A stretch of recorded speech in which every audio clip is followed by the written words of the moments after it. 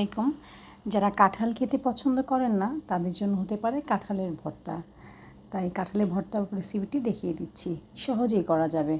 প্রথমে কাঁঠালের বিচিটা সুন্দর করে উপরের চোকলাটা ছুলে পানিতে সুন্দর করে সিদ্ধ করতে হবে।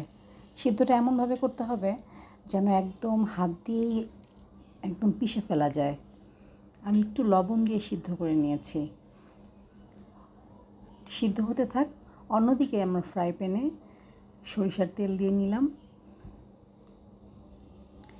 এখন শুকনো মরিচগুলো সুন্দর করে ভেজে নেব।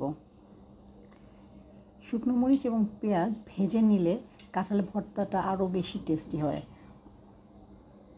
কিন্তু কাঁচা দিলে কাঁঠালের বিচির যে একটা ফ্লেভার থাকে সেটা আসে না। এই জন্য আমরা শুকনো মরিচ এবং পেঁয়াজ দুটোই ভেজে নেব। শুকনো মরিচটা ভাজা হয়ে গিয়েছে, ওটা সাইড করে পেঁয়াজটা ভেজে নিচ্ছি।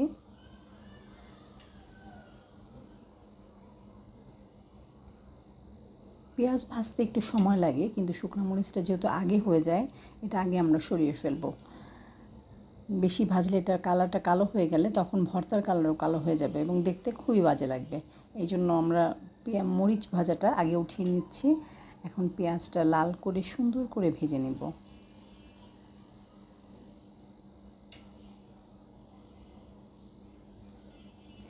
অনেকেই কাঁঠাল খেতে একবারেই পছন্দ করে না, কিন্তু কাঁঠালের বিচি ভর্তাটা পছন্দ করে না এমন মানুষের সংখ্যা খুবই কম।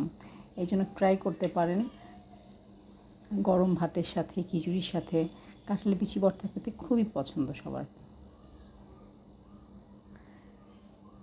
এবার তেল সহ মরিচের সাথে পেঁয়াজটা নামিয়ে নিচ্ছি। আমরা এই তেলটাই ব্যবহার করব, কাঁচা কোনো তেল ব্যবহার করব না। এদিকে কাঁঠালের বিচিটা সেদ্ধ হয়ে গেছে, এটা আমরা নামিয়ে নিব। যেহেতু আমরা হাত দিয়ে ভর্তাটা করব, তাই পর্যাপ্ত পরিমাণে সিদ্ধ হয়েছে কিনা সেটা ঠিক মতো দেখে নিতে হবে। অবশ্যই এটা শিলপাটায় বেটেও করা যায়, তবে আমি হাত দিয়েই করেছি। শিলপাটায় না বেটে হাত দিয়ে করার টেস্ট আবার আলাদা হয়। শিলপাটায় বাটলে ওটা বেশি গুঁড়া গুঁড়া হয়ে যাবে। তো না, আমার সিদ্ধ করাটা অনেক সুন্দর হয়েছে এবং আমি হাত দিয়েই সুন্দর করে মেখে নিচ্ছি। প্রথমেই আমরা তেলে দিব না, প্রথমে হাত দিয়ে মেখে তারপরে আমরা তেলের মধ্যে কাঁঠালের বিচিটা মিশিয়ে দেব। সুন্দর করে মাখানো হয়ে গেলে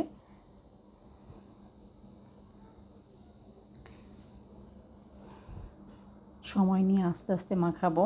মাখানোর পরে আমরা সুন্দর করে পরিবেশন করতে পারবো।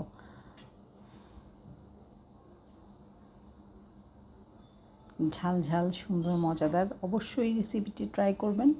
যারা খান না, কাঁঠাল খেতে পছন্দ করেন না, কাঁঠালের বিচিটাকে কোনোভাবেই ফেলা যাবে না, তারাও পছন্দ করবেন মজাদার কাঁঠালের বিচি ভর্তা রেসিপি।